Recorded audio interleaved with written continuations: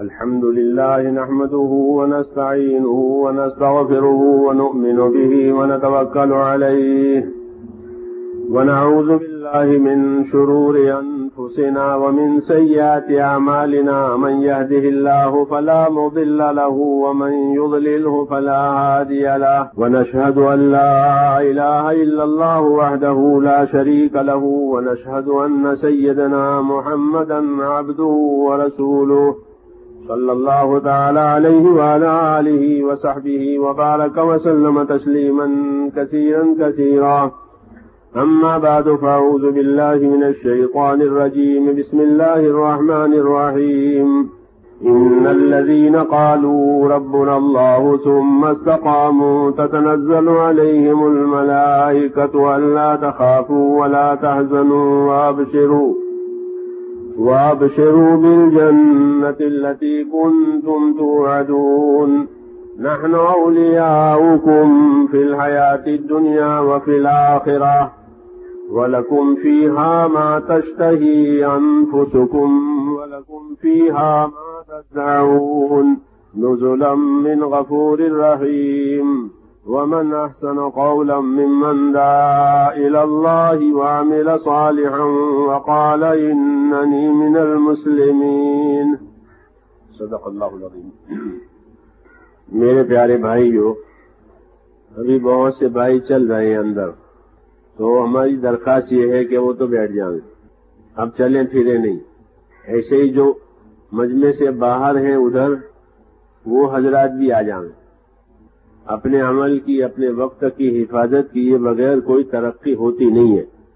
ہاں، جو وقت ضائع کرے، عمل ضائع کرے، اس کی کیا ترقی؟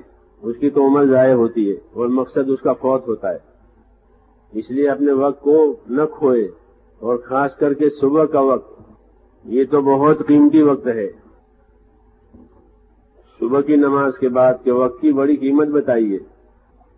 فجر کی نماز پڑھے باجماعت، اور اگر عشاء کی نماز بھی باجماعت پڑھی ہو اور فجر بھی باجماعت پڑھی ہو، تو ایسے بندے کے لیے پوری رات کی عبادت کا ثواب دیا جاتا ہے. ہاں، گویا فجر اور عشاء باجماعت پڑھنے والا ایسا ہے جیسے ساری رات اللہ کی عبادت میں کھڑا رہا ہو، تو ساری رات انعام کی بنتی ہے. اور فجر پڑھ کر کے پھر اللہ کی یاد میں بیٹھے، اللہ کے ذکر میں بیٹھے، اور سورج نکل کر اونچا آنے کے بعد اشراق کی نماز پڑھے، تو اس کے لیے تو بڑا اجر و انعام ہے کہ ان کے لیے تو مقبول حج عمرے کا ثواب لکھا جاتا ہے. اگر روز اس طرح کریں تو روز مقبول حج عمرے کا ثواب ملے گا. روز حج روز نہیں ہوتا، عمرہ روز نہیں ہوتا، لیکن ہم کو ایک آسان عمل دیا ہے کہ اگر روز اس کی پابندی کریں، عشاء جماعت سے پڑھی، فجر جماعت سے پڑھی، فجر بعد بیٹھ کر اللہ کو یاد کیا، اللہ کی یاد میں اللہ کے کام میں بیٹھے، اور اشراق پڑھ کر فارغ ہو گئے کہ روز روز غریب ہو مالدار ہو، انہیں روز حج عمرے جیسا اور مقبول حج عمرے جیسا ثواب ملے گا. لوگوں کو حج عمرے کے شوق بہت ہوتے ہیں، حج میں جاویں، عمرے میں جاویں، تو وہ ان کا جذبہ ہے، ان کو شوق ہے. اگر ان کو کمانا ہے تو یہاں بھی کما سکتے ہیں، چاہے پیسے نہ ہوں تو بھی حج عمرے کا ثواب ملے گا اگر کمانا ہو تو. اور جس کو کمانا نہ ہو تو اس کے لیے کچھ نہیں ہے. تو فجر کے بعد کا وقت بہت قیمتی ہے، اس لیے کہا بس فجر ہو جائے پھر باتیں نہ کرو، لگ جاؤ کام میں سورج نکلنے تک. اس لیے اپنے وقت کی قیمت کریں، اور وقت کی قیمت وہ آدمی وصول کرے گا جو اس وقت کا عمل پورا کرے. جس وقت میں جو عمل ہے اس عمل کو جو پورا کرے وہ اپنے وقت کی قیمت گویا پوری وصول کر لے گا. اور اس وقت کا عمل نہیں کیا تو عمل بھی گیا اور وقت بھی گیا، اور اب قیامت تک ملے گا نہیں. تو بھائی کرو گے انشاءاللہ، اور یہاں بیٹھ کر اندھیرے میں سو گے نیچا سر کر کے، تاکہ مجھے بھی پتہ نہ چلے اور کسی کو بھی پتہ نہ چلے، بیٹھ کے غائب ہو جائیں، تو ایسا تو نہیں ہوگا نا. جاگنا ہے اور دھیان دینا ہے، ادھر ادھر نہیں دیکھنا. مجمع میں یہ ادھر دیکھے ادھر دیکھے، کون آتا ہے کون جاتا ہے، کون چڑھتا ہے کون اترتا ہے، اس سے کیا مطلب ہے؟ اپنے کام کے لیے آئے ہیں، اپنا کام کریں. اس لیے یہاں اندھیرے میں سوئے نہیں سر نیچا کر کے، بلکہ متوجہ رہیں، بات سنیں دھیان سے، اپنے اندر اتارنی ہے بات. جو اپنے اندر نہیں اتارے گا اس کے اندر کوئی نہیں اتار سکتا. جی ہاں، دوسرا کون اتارے گا؟ وہ تو دواؤں کی طرح سے ہمیں اپنے اندر اتارنی ہے تو فائدہ ہوگا. اگر بات اندر نہیں اتر رہی ہے تو کیا فائدہ ہوگا؟ ایسا رواج تو دنیا میں بہت ہے، بس سنتے رہتے ہیں، باتیں آتی ہیں خبریں آتی ہیں سنتے رہتے ہیں پھر بھول جاتے ہیں. یہ رواجی باتیں ہیں، یہ رواجی طریقے ہیں، آیا گیا سنا بس پھر ختم کر دیا. کوئی زندگی میں تبدیلی نہیں آتی. نہیں میرے دوستو، دین کی بات تو ایسی ہے جیسے دوا سے تندرستی میں تبدیلی آتی ہے کہ ہاں اب میری تندرستی ٹھیک ہو رہی ہے. دوا کھاتے کھاتے، دوا استعمال کرتے کرتے محسوس کرتا ہے کہ اب بھوک لگ رہی ہے، نیند آ رہی ہے، اب چلنے پھرنے میں زیادہ مشقت نہیں ہوتی ہے، کام کر لیتا ہوں، تو یوں فرق پڑتا ہے تندرستی کا. ایسے ہی دین کے کام میں لگتے لگتے لگتے فرق پڑے کہ اب ہدایت آ رہی ہے، اب ہدایت آ رہی ہے، اپنے گناہوں کا ڈر لگ رہا ہے، اپنے دین آخرت کی فکر آ رہی ہے کہ ہاں تندرستی آ رہی ہے. نہیں تو پھر رواج ہے، سن کے چھوڑ دیا. تو اپنے دین کو رواج بنانے سے اس کا کوئی اثر نہیں ملے گا. دین کو رواج نہ بناویں، دین کو تو محنت بنانی ہے، مقصد بنانا ہے. جیسے لوگ اپنے کاروبار کو محنت مقصد بناتے ہیں اور کماتے ہیں، وہ اس کو کھیل نہیں بناتے، رواج نہیں بناتے، کام بناتے ہیں. کام کہ میرا کام ہے، میں کام پر جا رہا ہوں، میرا کام ہے، میں کام پر جا رہا ہوں. ہاں روز روز سنو بات کہ کہاں جا رہے ہو؟ کہ میں تو کام پر جا رہا ہوں. کہتے نہیں کہتے کام پر جا رہا ہوں. تو جیسے وہ تو میرے سے روزی روٹی کا کام ہے، ہم اس کو بھی غلط نہیں کہتے، وہ بھی ٹھیک ہے. یہ کام اس سے زیادہ ضروری ہے. وہ روزی کے لیے ہے، یہ قبر کے لیے ہے. اس لیے اس فرق کو سمجھیں کہ یہ بھی کام ہے اور بڑا کام ہے. اس لیے عمل کے ارادے سے بات سنیں اور پھر اپنے ارادے کو، عمل کے ارادے کو ظاہر کریں کہ میں اس کے لیے تیار ہوں، تو ہوگا کام پورا انشاءاللہ. اور بات یہ عرض کرنی ہے میرے دوستو کہ اللہ نے ہماری زندگی ایک کام کے لیے دی ہے. 50 برس ہوں، 60 برس ہوں، 70 برس ہوں، جو بھی ہو، وہ ایک کام کے لیے دی ہے. جو آدمی اپنی زندگی اس کام پر لگاوے گا تو اس کی زندگی قیمتی بنے گی، کامیاب بنے گی.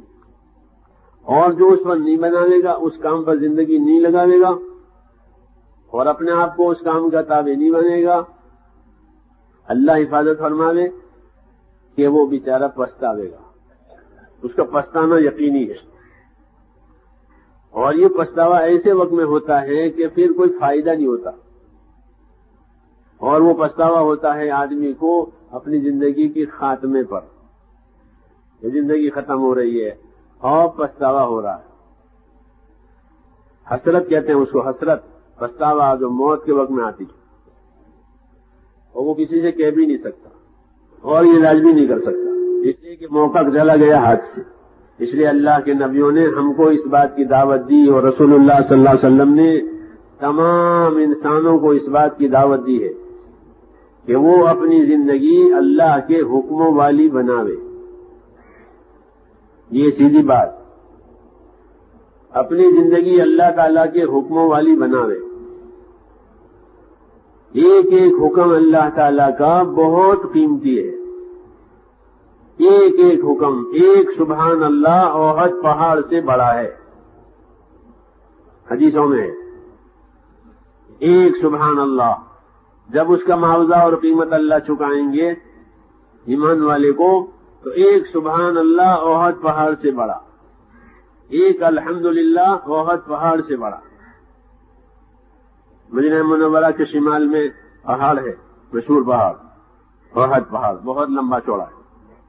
جنہوں نے دیکھا ہوگا انہوں نے دیکھا ہوگا. تو اس کی طرف اشارہ ہے کہ ایک سبحان اللہ احد پہاڑ سے بڑا. تو سوچیں اس کو کہ جب ایک سبحان اللہ جس کی زبان آدمی ہلاتا ہے اور بول لیتا ہے، کوئی مشقت نہیں ہے، تو جب اتنے آسان عمل پر اتنا بڑا انعام ہے تو باقی عملوں پر کیا ملے گا وہ سوچ لے. جو بھاری بھاری کام ہے باقی، یہ اللہ تعالیٰ کے انعامات کی بات ہے. تو وہ زندگی میرے دوست جب حکم والی بنے گی تو اللہ تعالیٰ کے انعامات کے دروازے کھلتے ہیں.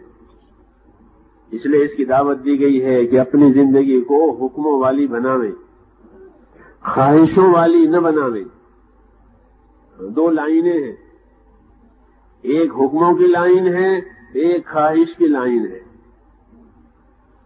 بائیں طرف کا جو پہلو ہے وہ خواہشوں کا، اور دائیں طرف کا جو پہلو ہے وہ حکموں کا.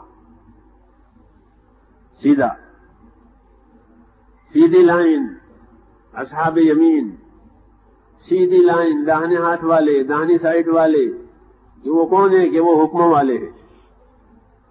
اور بائیں سائڈ والے کہ وہ کون ہے کہ وہ اپنی خواہشوں پر چلنے والے. دو ہی طاقتیں آدمی میں اللہ نے رکھی ہے، یا حکموں پر چلے یا اپنی خواہشوں پر چلے. جو لوگ اپنی خواہشوں پر چلیں گے اور حکموں کی پرواہ نہیں کریں گے، ان کا کیا نتیجہ ہوگا، ان کی کیا حالت ہوگی. تو میرے دوستو، جو اپنی خواہشوں پر چلیں گے ان کی دنیا ان پر تنگ ہو جائے گی. کیا ہو جائے گی؟ ان کی دنیا ان پر تنگ ہے. نہ ان میں کوئی صفت پیدا ہوگی، نہ ان میں کوئی ہمدردی پیدا ہوگی، نہ کچھ نہیں. جیسے جانور کی زندگی ہوتی ہے، جانور کے دل میں کسی کی جگہ نہیں ہے. جی ہاں، کوئی جگہ نہیں. چھوٹا بڑے کو بڑا جو ہے وہ چھوٹے کو مارے، اور بڑی مچھلی چھوٹی مچھلی کو کھا جاوے. کیوں یہ ہوتا ہے نا سمندر میں کہ جو بڑی مچھلی ہے وہ چھوٹی مچھلی کو کھا لے. جنگل میں جو بڑا جانور ہے وہ چھوٹے کو دبوچے. یہی نظام دنیا کا کہ جو لوگ اپنی زندگی خواہشوں پر گزاریں گے ان کی زندگی تنگ ہو جائے گی. جتنا بھی ان کو ملے ان کے لیے کافی نہیں ہوگا، پورا نہیں ہوگا. جتنا بھی ملے یوں کہ اور چاہیے اور چاہیے اور چاہیے. اس لیے ان کے پاس نہ وقت ہوتا ہے، نہ فرصت ہوتی ہے، نہ کوئی ترتیب ہوتی ہے، کچھ نہیں. صبح دوپہر کا کھانا عصر کے وقت کھائیں گے. کب کھائیں گے؟ کہ کیا بات ہوئی کہ بیجی ہوں، بیجی، یہ بیجی، یہ کھانے کی بھی فرصت نہیں ہے. ہاں ہم نے دیکھا لوگوں کو کہ ابھی سے وہ کھا رہے ہو، کہاں بیجی ہیں. اور رات کا کھانا 2 بجے کھاتے ہوئے ہم نے دیکھا، رات کا کھانا 2 بجے کھا رہے ہیں. یہ کیوں؟ یہ بیجی لوگ ہیں، ان کا کوئی ایزی ہوتا ہی نہیں. ہاں، یہ کیوں کہ خواہشیں ہیں، اور خواہشوں کی کوئی حد نہیں ہوتی. جتنا بھی ملے، جیسے آگ کو جتنی لکڑی ملے وہ کہیں اور لاؤ اور لاؤ، یہاں تک کہ پوری پوری عمارت جل جاوے، پورا جنگل جل جاوے تو بھی آگ کہے گی کہ اور لاؤ. کہے گی نہیں کہے گی؟ یہ آگ یوں کہ بس کرو. اس لیے یہ زندگی جس طرح آگ کی بربادی کے لیے ہے، ایسے ہی خواہشات کے بربادی کے لیے ہے. جان کی بربادی، مال کی بربادی، وقت کی بربادی. اور کیا مقصد ہوا کہ کچھ نہیں. جب مرے گا تو دیکھے کچھ نہیں ہوا. اس لیے میرے دوستو، اس زندگی سے بچا کر کے ہمیں اللہ کے حکموں کی دعوت دی گئی ہے کہ ایمان والا اپنی زندگی حکموں والی بناوے. ہم کو اللہ تعالیٰ نے حکموں کے لیے پیدا کیا ہے کہ یہ دنیا میں ہمارے حکم پورا کریں گے اور ہم اپنی قدرت سے ان کو کامیاب کریں گے. اسباب سے نہیں کامیابی دیں گے اللہ، قدرت سے کامیابی دیں گے. ہاں، اسباب نہیں دیتے کامیابی، بلکہ کون کامیابی دے گا؟ اللہ دیں گے. ہاں، اور اللہ کے پاس قدرت ہے. ہاں، ہمیں اللہ تعالیٰ کی قدرت سمجھ میں آ جاوے کہ حق تعالیٰ شانہ بڑے ہیں، بڑی قدرت والے ہیں، اور اللہ کے فیصلے اپنی قدرت سے چلتے ہیں. اور اپنی قدرت سے اللہ فیصلے کرتے ہیں، فیصلوں کو انجام دیتے ہیں۔ قدرت سمجھائی ہے قرآن شریف نے، کیا سمجھائی ہے؟ کہ ہماری قدرت کو سمجھو، کہ ایک جان انسان کے بدن میں ڈال دی، جان ڈال دی اپنی قدرت سے، وَنَفَخَ فِيهِ مِن رُوحِهِ، کہ اپنی قدرت سے جان ڈال دی تو آنکھیں دیکھ رہی ہیں، کان سن رہے ہیں، زبان بول رہی ہے، دماغ سوچ رہا ہے، ہاں، اور ٹانگیں چل رہی ہیں، ہاتھ پاؤں کام کر رہے ہیں، کھانا ہضم ہو رہا ہے، سب کہ ہو رہا ہے نا۔ ایک اللہ کام ایک جان اندر ڈالیے، سوتا بھی ہے، جاگتا بھی ہے، بولتا بھی ہے، یہ قدرت ہے اندر۔ وَفِي أَنفُسِكُمْ أَفَلَا تُبْصِرُونَ، تمہاری اپنی ذاتوں میں بہت میری قدرت ہے، تم دیکھتے نہیں ہو۔ اور پھر یہ ساری چیزیں کام کر رہی ہے، اور یہ ساری چیزیں یوں کہیں اللہ کے اشارے کے تابع ہے۔ کیا ہیں؟ اللہ کے اشارے کے تابع ہے، کہ اللہ نے سارا نظام ایک جان ڈال کر چلایا، اور زمین پر پانی برسایا۔ کیا برسایا؟ زمین پر آسمان سے پانی برسایا۔ اب زمین کو حیات مل گئی، جیسا جسم میں جان ڈالی، جسم کو حیات مل گئی۔ اب زمین پر زعفران بھی ہوگا اور جو بھی ہوگا، ایک ہی پانی آتا ہے اور کتنی چیزیں پیدا ہو جاتی ہیں۔ ہاں، یسقى بماء واحد ونفضل بعضها على بعض في الأكل، کہ غور کرو اللہ کی قدرت پر کہ پانی ایک برسا ہے اور چیزیں کتنی پیدا ہو گئی ہے، جان ایک ڈالی ہے اور کتنی طاقتیں کام کر رہی ہے۔ آدمی لکھتا بھی ہے اور پڑھتا بھی ہے اور سوچتا بھی ہے اور یاد بھی کرتا ہے۔ ہاں، تو ہماری جانوں میں، ہماری ذاتوں میں اللہ کی قدرت ہے، باہر اللہ تعالیٰ کی قدرت ہے۔ وَفِي الْأَرْضِ آيَاتٌ لِّلْمُوقِنِينَ، اور زمین میں یقین کرنے والوں کے لیے بہت نشانیاں ہیں قدرت کی۔ آدمی اللہ کو بھول جائے اس کا کیا علاج ہے؟ تو زمین کی آبادی، بدن کی آبادی، ہماری ذاتوں کی آبادی، زمین کی آبادی، یہ ساری کی ساری اللہ تعالیٰ کی قدرت سے ہو رہی ہے۔ ہاں، تو اللہ کی ذات میں میرے دوستو یہ قدرت ہے، اور سارا نظام اپنی قدرت سے چلا رہے ہیں۔ اگر ایک اسکرو آدمی کا ڈھیلا ہو جاوے دماغ کا، کیا ہو جاوے؟ ایک ڈھیلا، ایک، پھر دیکھ لو کہ کیا ہے، کہ دماغ ویک ہے۔ ایک ہی اسکرو ڈھیلا ہو گیا ہے، اب وہ کسی کام کا نہیں رہا، رہے گا کسی کام کا نہیں رہا۔ تو میرے دوستو، یہ ساری طاقتیں دی ہیں اور اپنی قدرت سے چلا رہے ہیں۔ آدمی سوتا ہے، جاگتا ہے، تندرست سوتا ہے، تندرست اٹھتا ہے، تو کیا اس کا مطلب یہ ہے کہ تندرست سو گئے تھے، تندرست اٹھے اور صبح میں اللہ کی نافرمانی کی؟ یہ اس احسان کا یہ جواب ہے؟ کیوں بھائی میں پوچھ رہا ہوں، اس احسان کا یہ جواب ہے کہ تندرست ہو گئے تھے، پھر تندرست اٹھے اور صبح ہی صبح نماز نہیں پڑھی؟ یہ احسان کا جواب دیا کہ اللہ تو نے احسان کیا اور تیرے احسان کا جواب یہ ہے۔ قتل الانسان ما اکفرہ، ناس ہو اس انسان کا کہ کس قدر نا شکرا ہے۔ اللہ کہہ رہے ہیں قتل الانسان ما اکفرہ، ناس ہو اس انسان کا کس قدر نا شکرا ہے۔ اگر اس کا پیشاب بند ہو جاتا رات کو تو کیا کرتا ہے؟ بولیے کہ کیا ہوا کہ صبح اٹھے اور دفتر جانا تھا لیکن پیشاب بند ہو گیا، تو پیشاب بھی بند، دفتر بھی بند۔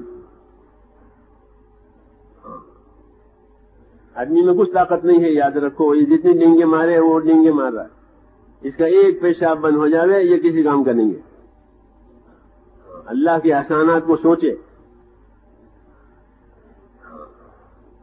رسول اللہ صلی اللہ علیہ وسلم کی سنت تھی کہ جب آپ استنجے سے فارغ ہوتے تو کیا کہتے کہ غفرانک الحمدللہ الذی اذهب عنی الاذی وعافانی، اے اللہ معافی چاہتا ہوں آپ کی، آپ سے معافی چاہتا ہوں، اور شکر ہے آپ کا کہ میرے اندر سے گندگی اور ایذا دینے والی چیز ہٹائی اور مجھ کو عافیت اور راحت بخشی آپ نے.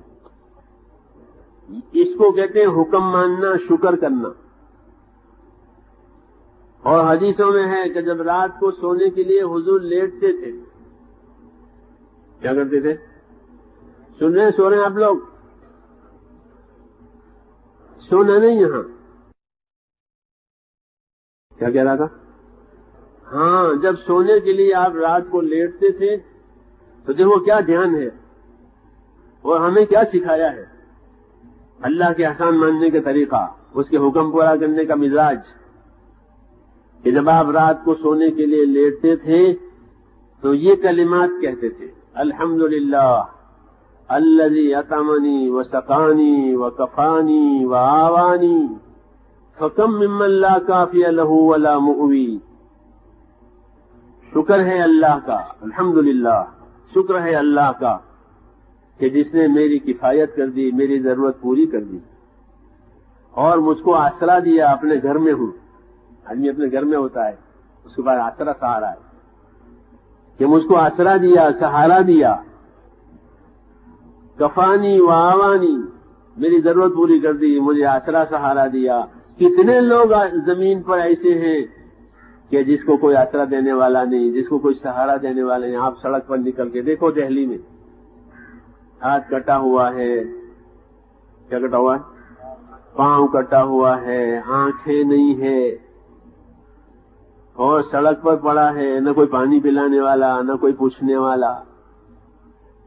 آسمان کے نیچے کبھی ہے نہیں ایسے لوگ. تو ان کو کہ کم فکم ممن لا کافی لہ ولا مؤوی. کتنے لوگ ایسے ہیں بندے اللہ کے کہ نہ ان کی کوئی مدد کرنے والا، نہ ان کو کوئی آسرا سہارا دینے والا. اے اللہ تیرا شکر ہے کہ میری ضرورت بھی پوری کر دی، مجھ کو آسرا دیا، اپنے بچوں میں آرام میں ہوں. ہاں،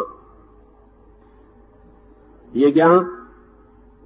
یہ مزاج ہے اللہ کے احسان ماننے کا. اور جو اللہ کے احسان مانے گا وہ اللہ کا حکم پورا کرے گا. اصل تو حکم پورا کرانا ہے، اس لیے اللہ تعالیٰ اپنے احسانات یاد دلاتے. میں نے تمہارے ساتھ کتنے احسانات کیے. ہاں، آنکھیں چلی جاتی ہیں، آدمی لاچار ہو جاتا ہے. کیوں بھائی؟ ہاں، محتاج ہے. اس لیے میرے دوستو، ہمارا مزاج حکم والا بنے. اس کا آسان راستہ کہ اللہ تعالیٰ کے احسانات کو سوچے، اس کی قدرت کو دیکھے کہ اللہ نے اپنی قدرت سے مجھ پر کتنے احسانات کیے ہیں.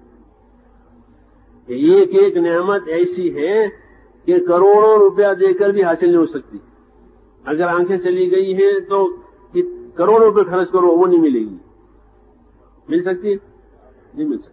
اور ایک تندرستی، تو سب اردو والی مسل مشہور کہ ایک تندرستی 1000 نعمت. تو میرے دوستو، اللہ نے ہم پر احسانات کیے ہیں. پیدا کر کے ویسے نہیں چھوڑ دیا، بلکہ مسلسل اللہ تعالیٰ کے احسانات اور اس کی نعمتیں ہماری طرف متوجہ ہے. متوجہ ہیں، زندگی دے رہے ہیں. روز روز روز آدمی اٹھتا ہے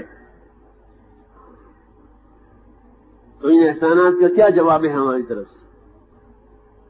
تو میرے دوستو، ان احسانات کا جواب یہ ہے کہ ہمارا تعلق احسان کرنے والے کے ساتھ صحیح ہو جائے. یہ پہلا حق ہے کہ ہمارے ساتھ احسان کیا ہے. کس نے؟ کہ اللہ نے. تو پھر اللہ سے اپنا تعلق صحیح کرو، کیونکہ تمہیں مر کے بھی اللہ کے پاس جانا ہے. کہاں جائے گا؟ اللہ کے پاس جائے گا، اللہ کے سامنے کھڑا ہوگا. تو اس نے دنیا میں احسان کیے ہیں اور موت کے بعد وہاں حاضری ہے، پیشی ہے وہاں پر. اور موت کا کچھ پتہ نہیں ہے. کیوں بھائی؟ روز کتنا ویزا ملتا ہے؟ ایک ایک دن کا. کتنا؟ ایک دن کا ویزا روز. آج ہے، پتہ نہیں کل ہے کہ نہیں. کیوں بھائی؟ کل ہو کہ نہیں جانتے، اس میں سے کون کل ہوگا کون نہیں ہوگا. ایک ہی دن کا ویزا ہے، اور وہ بھی شام کو کینسل ہو سکتا ہے. کیا ہو سکتا ہے؟ شام کو کینسل بھی ہو سکتا ہے. ہاں اللہم بسمک اموت و احیا، سنت ہے نہیں، اللہم بسمک اموت و احیا، جب سوئے گا نا تو یوں کہے گا مسلمان، اللہم بسمک اموت و احیا، اے اللہ تیرے نام پر مرتا ہوں، تیرے نام پر جیتا ہوں۔ تو یہ ویزا کینسل بھی ہو سکتا ہے، ہاں آج کا ملا ہے، اس لیے کہہ رہا ہے کہ مر بھی سکتا ہوں رات کو اور زندہ بھی رہ سکتا ہوں، صبح اٹھ بھی سکتا ہوں، کچھ خبر نہیں ہے، ویزا کینسل ہو سکتا ہے۔ ہاں اس کو سمجھنا چاہیے میرے دوستوں، یہ کوئی دل لگی کی بات نہیں ہے۔ ہاں زندگی بہت قیمتی ہے، اس لیے بھی قیمتی ہے کہ اللہ کے مسلسل احسانات ہو رہے ہیں ہمارے اوپر۔ تو قرآن شریف گنواتا ہے احسان، واذکروا نعمت اللہ علیکم، تم اللہ کے احسانات کو سوچو۔ تو اللہ تعالیٰ کے ہمارے اوپر احسانات ہیں بہت۔ سب سے بڑا احسان جو ہے وہ ایمان کی نعمت کا ہے۔ جس کا ایمان کی نعمت اللہ نے ہم کو عطا فرمائی ہے، جس کی مسلمان کو قدر نہیں ہے۔ آج 4 پیسے کی قدر ہے، ایمان کی قدر نہیں ہے۔ اور اس کا ایمان تو آسمان زمین سے زیادہ وزنی ہے۔ ہاں ایمان والا اگر اپنی ایمان کی موت مرتا ہے تو اللہ تعالیٰ پوری دنیا سے 10 گنا بڑی جنت ہمیشہ کے لیے دیں گے، ہمیشہ کے لیے، 4 روز کے لیے نہیں، ہمیشہ کے لیے دیں گے، خالص اس کے ایمان کی وجہ سے۔ تو یہ ایمان بڑی نعمت ہے، ایمان کی محنت، ایمان کی دعوت، ایمان کی تعلیم، ایمان کے تقاضے پر عمل کرنا، یہ تبلیغ۔ یہ کیا ہے؟ یہ ہے تبلیغ۔ یہ تبلیغ کیا کہ وہ ایمانی زندگی بنانا، اللہ سے اپنا تعلق صحیح پیدا کرنا۔ اللہ سے تعلق صحیح پیدا کرنے کا مطلب یہ ہوتا ہے صاف سیدھی زبان میں کہ ہمارا یقین اللہ کی ذات پر آوے، کہ ہمارا کام بنانے والا، ہمیں جلانے والا، ہمیں موت دینے والا، ہماری حاجتیں پوری کرنے والا کون ہے؟ اللہ۔ اگر اللہ ارادہ نہ کرے کچھ نہیں ہوگا۔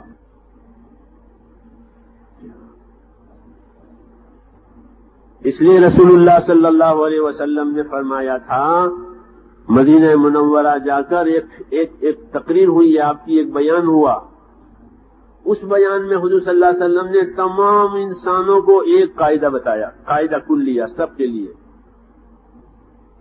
وہ قاعدہ کیا بتایا؟ وہ یہ فرمایا کہ یاد رکھو، جو لوگ اپنا اور خدا کا معاملہ صحیح کریں گے تو اللہ ان کا اور مخلوق کا معاملہ صحیح کر دیں گے۔ صاف حساب ہے۔ اصل مسئلہ اللہ کے ہاتھ میں ہے، جس طرح حیات اور موت اللہ کے ہاتھ میں ہے، ایسے ہی حیات اور موت کے بیچ میں جتنے مسئلے ہیں وہ بھی اللہ کے ہاتھ میں۔ ہمارے مسئلوں کا تعلق ہمارے اللہ سے ہے، اور جب اللہ راضی ہوں گے حالات بن جائیں گے، جب اللہ ناراض ہوں گے حالات بگڑ جائیں گے۔ یہ قاعدہ ہے، ہاں، کہ جب اللہ ناراض ہوں گے حالات بگڑیں گے۔ تاجر ہو کر، حاکم ہو کر، مالدار ہو کر، زمیندار ہو کر سب ہو جاؤ، لیکن اللہ اوپر سے ناراض ہے کہ حالت بگڑیں گے۔ فلما آسفونا انتقمنا منہم، جب انہوں نے ہم کو غصہ دلایا تب ہم نے ان سے بدلہ لیا، اللہ کہہ رہے ہیں۔ انہوں نے ہمیں ناراض کیا، انہوں نے ہمیں غصہ دلایا، پھر ہم نے ان سے بدلہ لیا۔ ہاں، اس لیے حضور صلی اللہ علیہ وسلم نے مدینہ جا کر ساری دنیا کی انسانیت کو یہ پیغام دیا کہ من اصلح ما بینہ وبین اللہ اصلح اللہ ما بینہ وبین خلقہ، کہ جو لوگ اپنا اور خدا کا معاملہ صحیح کریں گے تو اللہ ان کا اور مخلوق کا معاملہ صحیح کر دیں گے۔ سیدھی بات، کتنی آسان بات ہے کہ بھئی غریب اپنا معاملہ خدا سے صحیح کر سکتا ہے، مالدار اپنا معاملہ خدا سے صحیح کر سکتا ہے۔ اور خدا سے معاملہ صحیح کرنے کا کیا مطلب ہے؟ کہ اللہ کو ایک مان کر، اپنا کام بنانے والا مان کر اپنے آپ کو خدا کا بندہ بناؤ، اپنی آزادی ختم کرو۔ کیا ختم کرو؟ آزاد ہو گئے جان مال خرچ کرنے میں، جہاں چاہیں خرچ کریں، جو چاہیں کریں، کیسا نہیں۔ پابندی اپنے آپ کے اپنے اندر پابندی لاؤ، کسی کی پابندی لاؤ کہ حکموں کی پابندی لاؤ، یقین صحیح بنے، عمل صحیح بنے، یہ اللہ سے تعلق صحیح کرنے کا راستہ ہے۔ ایمان یقین صحیح بنے اور عمل صحیح بنے کہ یہ اللہ سے تعلق صحیح کرنے کی بات ہو گئی کہ آدمی نے اپنا ایمان صحیح بنایا، اپنا عمل صحیح بنایا۔ عمل صحیح بنانے کا مطلب یہ کہ حضور صلی اللہ علیہ وسلم کے طریقے پر اپنی جان مال استعمال کرے، یہ عمل صحیح ہوا۔ زمانے کے ماحول، زمانے کے رواج کے حساب سے نہیں، اللہ کے نبی صلی اللہ علیہ وسلم کے طریقے سے اپنی جان مال کا استعمال، کہ یہ معاملہ صحیح ہوا تو حق تعالی شانہ کیا دیں گے؟ تو فرمایا من عمل صالحا من ذکر او انثى وهو مؤمن فلنحيينه حیاتا طیبہ، کہ جو ایمان بنا کر، عمل بنا کر، اخلاص کے ساتھ زندگی گزارے تو ایسے لوگوں کو اللہ تعالیٰ دنیا میں جینے کے لیے صاف ستھری زندگی دیں گے۔ ان کی زندگی کیسی ہوگی؟ صاف ستھری، صاف۔ ان کے دلوں میں غلط یقین نہیں ہوگا، ان کے اندر غلط جذبے نہیں ہوں گے، ان کے اندر آپس میں الفتیں اور محبتیں ہوگی، ان کے دلوں میں چین ہوگا، ان کے اسباب میں برکت ہوگی، ان کی دعاؤں میں قبولیت ہوگی۔ یہ سارے انعامات پاک صاف زندگی کے ہیں جو اللہ تعالیٰ دینے والے ہیں ایمان عمل پر۔ ہاں، اگر اللہ نہیں دیں گے یہ کچھ نہیں ہوگا۔ اس کا یقین کریں کہ ہمیں دنیا کے اسباب ہمارا کام نہیں بنا رہے ہیں، ہمارا کام کون بنا رہا ہے؟ اللہ بنا رہے ہیں۔ اسباب تو میرے دوستوں قدرت کو ظاہر کرتے ہیں۔ اسباب کیا کرتے ہیں؟ قدرت ظاہر کرتے ہیں، مظاہر قدرت کہتے ہیں اس کو، کہ اسباب تو قدرت ظاہر کرنے کے لیے ہے کہ زمین پر پانی برسا، اب زمین اگاوے گی۔ زمین نہیں اگاتی، زمین تو قدرت ظاہر کرتی ہے کہ ہاں اللہ نے اب پانی برسایا، اب حیات آ گئی۔ ہاں، دنیا کے جتنے اسباب ہیں وہ قدرت ظاہر ہونے کے لیے کہ دیکھو اللہ کی قدرت سے یہ ہوا، دیکھو اللہ کی قدرت سے یہ ہوا۔ یہ نہیں کہ وہی اسباب ہمیں پالیں گے دنیا میں۔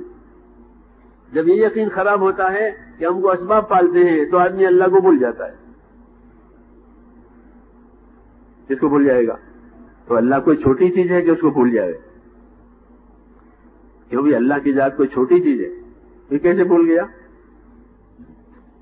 تو وہ اللہ کو نہیں بھولا ہے، وہ تو اپنے آپ کو بھولا ہے۔ اللہ کوئی چھوٹی چیز نہیں ہے کہ اس کو بھول جائے۔ اللہ تو بہت بڑے ہیں، لیکن یہ اللہ کو نہیں بھولا ہے، یہ اپنے آپ کو بھولا ہے۔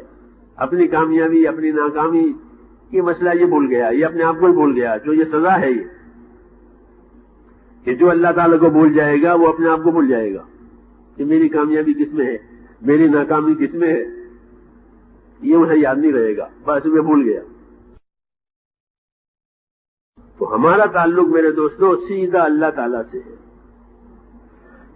حیات کا بھی، موت کا بھی، کاموں کے بننے کا بھی، نہ بننے کا بھی، سیدھا اللہ تعالیٰ پیدا کر کے بے فکر نہیں ہو گیا ہے، بے خبر نہیں ہو گیا ہے، بلکہ پیدا کرنے سے پہلے بھی قدرت والا اور پیدا ہونے کے بعد بھی قدرت والا۔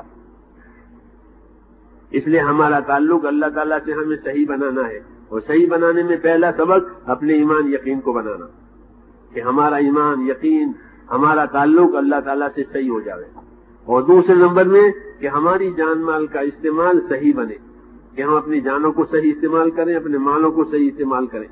صحیح یقین کے ساتھ جان مال کو صحیح استعمال کرنا، اس کا نام ہدایت ہے، کہ ہدایت ہو گئی۔ کیا ہو گیا؟ کہ جان مال کا استعمال صحیح ہو گیا، نہیں تو جان مال کا استعمال غلط کرے گا یہ، اور جب جان مال کا استعمال غلط کریں گے لوگ تو فساد آئے گا۔ کیا آئے گا؟ فساد اور بگاڑ زندگیوں میں آئے گا، اور حق تعالیٰ شانہ ناراض ہو کر کے حالات بگاڑ دیں گے۔ ہمیشہ یاد رکھنا چاہیے کہ حالات کا تعلق چیزوں سے نہیں ہے، بلکہ حالات کا تعلق اللہ کے ارادے سے ہے۔ لوگ حالات بنانے کے لیے چیزیں بڑھاتے ہیں۔ کیا بڑھاتے ہیں؟ تو چیزیں بڑھاؤ کہ حالات اچھے ہو جائیں۔ تو میرے دوستوں یاد رکھو، چیزوں کی مثال ایسی ہے کہ جیسے خالی برتن آپ نے رکھ رکھے ہوں، چائے دانی ہے، دودھ دانی ہے، شکر دانی ہے، کیوں بھائی یہ لائن میں رکھے ہوں، تو کیا آپ ہی آپ ان میں سے شکر باہر آئے گی اور دودھ باہر آئے گا کہ نا؟ ان دودھ دانی میں کوئی دودھ ڈالے گا تو دودھ نکلے گا، کوئی شکر ڈالے گا تو شکر نکلے گی، کوئی چائے ڈالے گا تو چائے نکلے گی۔ وہ دودھ دانی دودھ نہیں بناتی اپنے اندر، وہ چائے دانی چائے نہیں بناتی، وہ تو اوپر سے کوئی ڈالنے والا ڈالتا ہے، پھر نکلتی ہے اس میں سے چائے، پھر نکلتا ہے اس میں سے دودھ، پھر نکلتے اس میں سے چینی، کیوں کہ ڈالنے والے نے چینی ڈالی ہے۔ میری بات سمجھ آ رہی ہے؟ بالکل اسی طرح سمجھو، اللہ تعالی ہمیں صحیح سمجھ دے کہ ہمارے اسباب میں حالات اوپر سے اللہ ڈالیں گے، کہ کاروبار میں اللہ نے حالات صحیح ڈالے کہ اب کاروبار صحیح حالات ظاہر کرے گا، کہ ہماری تجارت میں نفع ہو رہا ہے، کیونکہ نفع اللہ نے اوپر سے ڈالا ہے، اور اللہ نے اوپر سے نفع بند کر دیا، تو اب ہماری دکان نفع بتاوے گی کہ نہیں؟ نفع ڈالنے والے نے نہیں ڈالا، اللہ کا نام ہے نافع، نفع دینے والا، تو نفع دینے والا نفع ڈالے تو نفع ملے گا، اور نفع دینے والا نفع نہ ڈالے کہ نفع نہیں ملے گا۔ یہ حال زمینوں کا ہے، یہ حال فیکٹریوں کا ہے، یہ حال حکومتوں کا ہے، ہر چیز کا، کہ ہر چیز اللہ کے سامنے خالی برتن ہے، جو حال اللہ تعالیٰ اندر ڈالیں گے وہ آئے گا۔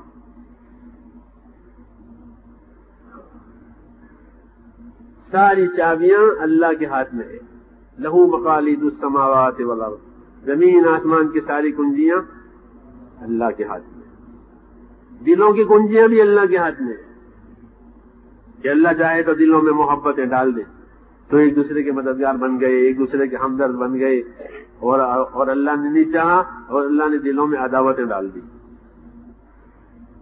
کیا ڈال دیا؟ عداوت، دشمنیاں دلوں میں پیدا کر دی، اب ایک دوسرے کو ماریں گے، ایک دوسرے کو ختم کریں گے۔ ہاں، یہ اللہ نے ہمیں بتایا ہے کہ فَلَمَّا نَسُوا مَا ذُكِّرُوا بِهِ أَغْرَيْنَا بَيْنَهُمُ الْعَدَاوَةَ وَالْبَغْضَاءَ، کہ ان کو جو باتیں ہم نے سمجھنے کے لیے، عمل کرنے کے لیے، یاد کرانے کے لیے دی تھی، جب انہوں نے وہ باتیں بھلائیں تب ہم نے ان کے دلوں میں عداوتیں ڈال دی کہ جاؤ اب لڑتے رہو، آگ اور آگ میں جلتے رہو، دشمنی آگ کی طرح سے، اب چین نہیں ہوگا، کیوں کہ دلوں میں عداوتیں ڈالی۔ اور اگر زندگیوں میں ایمان عمل آیا تو اللہ اچھے حالات ڈالیں گے۔ کیا فرمایا؟ ان الذين آمنوا وعملوا الصالحات سيجعل لهم الرحمن ودا، کہ یہ بات بے شک ہے کہ جب لوگ ایمان والے اور اچھے عمل والے بن گئے تو اللہ تعالیٰ ان کے دلوں میں محبتوں کا انتظام کریں گے۔ کیا کریں گے؟ محبتیں ڈالیں گے ان کے دلوں میں، ایک دوسرے کے مددگار بنیں گے، ایک دوسرے کے ہمدرد بنیں گے، ایک دوسرے کا تعاون کریں گے۔ یہ تو دلوں کا حال ہے کہ دلوں میں عداوتیں اللہ ڈالیں، دلوں میں محبتیں اللہ ڈالیں، کہ بے ایمانی بے عملی پر کہ دل پھٹ جائیں گے، ایمان عمل پر دل جڑ جائیں گے۔ یہ دلوں کا حال ہے، کہ یہی حال باہر کے اسباب کا بھی ہے۔ کس کا؟ باہر کے اسباب، کہ ان کی زمینوں میں برکتیں آوے گی، کیا آوے گی؟ کیوں کہ ان کے اندر ایمان و عمل ہے، کہ ان کو برکتیں دیں گے۔ ہاں، ان کے اسباب میں وَلَوْ أَنَّ أَهْلَ الْقُرَىٰ آمَنُوا وَاتَّقَوْا لَفَتَحْنَا عَلَيْهِمْ بَرَكَاتٍ مِّنَ السَّمَاءِ وَالْأَرْضِ، کہ یہ شہروں میں رہنے والے، بستیوں میں رہنے والے اپنی زندگی ایمان تقوی پر اٹھاویں تو ہم ان کو اوپر سے بھی برکتیں دیں، نیچے سے بھی برکتیں دیں۔ یہ وہ اللہ نظام سمجھا رہے ہیں اپنا، کہ زمین آسمان سے برکتیں لینی ہے تو کیا راستہ ہے؟ کہ ایمان تقوی بناؤ اپنے اندر، ایمانداری پرہیزگاری بناؤ اپنے اندر، کہ اوپر سے بھی دیں گے نیچے سے بھی دیں گے۔ اور بے ایمانی بنائی، اپنے آپ کو مجرم گنہگار بنایا کہ پھر حالات بگڑنے والے ہیں. کیا کرنے والے ہیں؟ بگڑ جائیں گے. قریش نے حضور صلی اللہ علیہ وسلم کو اللہ نے پیدا کیا اور نبی بنایا، اور قریش آپ صلی اللہ علیہ وسلم کا بڑا طاقتور خاندان. قریش مشہور خاندان مکہ مکرمہ کا. لیکن بدقسمتی کہ حضور صلی اللہ علیہ وسلم کی مخالفت سب سے پہلے انہوں نے کی، تو ان کے حالات بگڑ گئے.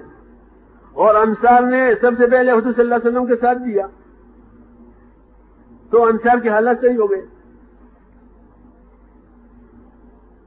کبھی ہوئی نہیں ہوئی؟ یہ مکے والوں کے حالات بگڑ گئے. کیوں؟ کہ نبی کی مخالفت کی، نبی کو نکال دیا مکے والوں نے، تو ان کے حالات بگڑ گئے. ابو جہل برباد ہوا، اور کون برباد ہوا؟ کہ ابو لہب برباد ہوا.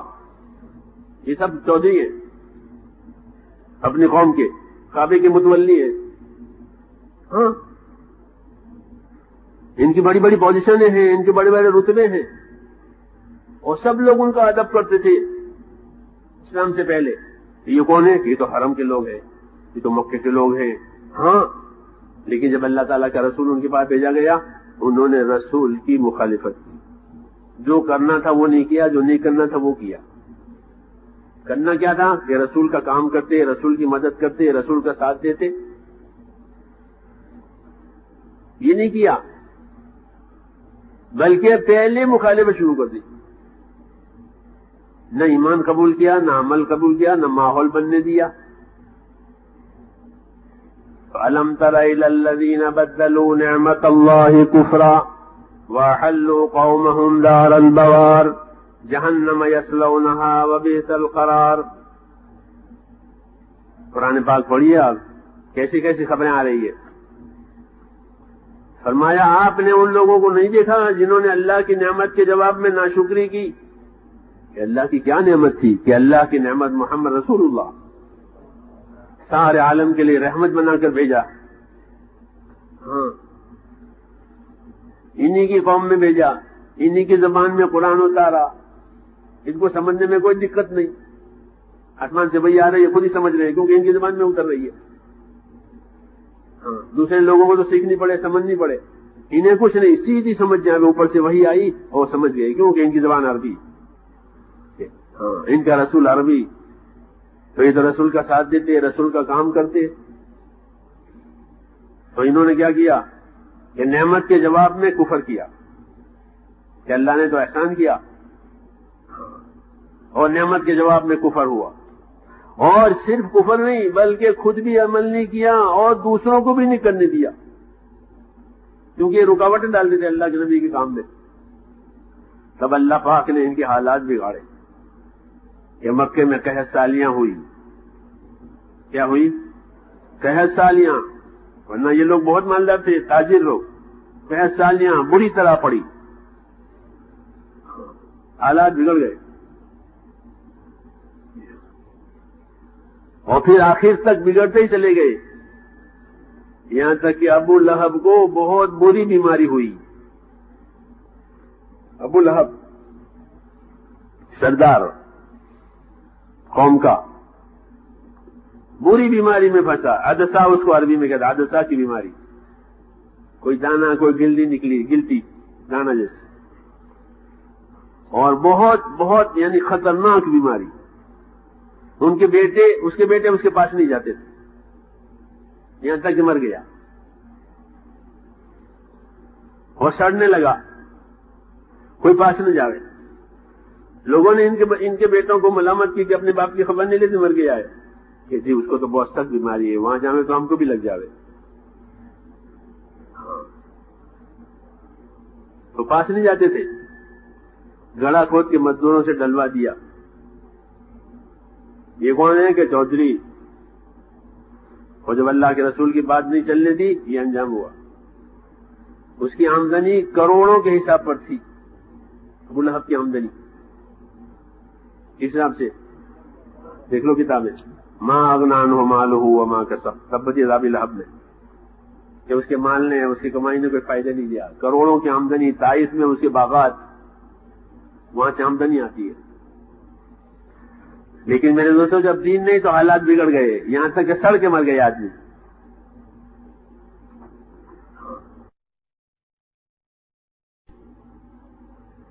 یہ حال ابو جہل کا ہوا. تو ہمیشہ یاد رکھنا میرے دوستوں کہ ہمارے حالات کا بننا ہمارے اسباب سے کبھی نہیں ہوگا. کہ ہمارا مال، ہماری زمینیں، ہماری جائیدادیں، ہمارے عہدے، ہمارے حالات بنائیں گے، کبھی نہیں بنائیں گے. وہ تو خالی برتن ہے، اللہ جو ڈالیں گے وہ ہوگا. خالی برتن میں جو چیز بھری جائے گی وہ باہر آئے گی. پانی بھرا ہے تو پانی آئے گا، دودھ بھرا گیا تو دودھ آئے گا. ایسے اسباب میں اللہ پریشانیاں ڈالیں تو اسباب سے پریشانیاں آئے گی. اسباب میں اللہ راحتیں ڈالیں تو راحتیں آئے گی. برکتیں ڈالیں تو برکتیں آئے گی. لا الہ الا اللہ، ایک اللہ کام بنانے والا ہے، کوئی دوسرا کام بنانے والا نہیں ہے. اس لیے جو لوگ اللہ تعالیٰ کے حکموں کو توڑ چھوڑ کر کے اپنے اسباب میں لگ رہے ہیں میرے دوستوں، وہ ایسے ہیں کہ وہ ان کے پاس صفر ہی صفر ہے. زیرو ہوتا ہے نا، زیرو. تو زیرو کا کیا حساب؟ یا کچھ نہیں، جب تک کہ آگے کوئی ہنسا آپ نہ لگاؤ. ہاں ایک لگاؤ پھر زیرو لگاؤ تو کتنا ہو جائے؟ اور زیرو لگاؤ اور لگاؤ. تو ایک اللہ کو ساتھ لو پھر سارے اسباب آپ کے ساتھ.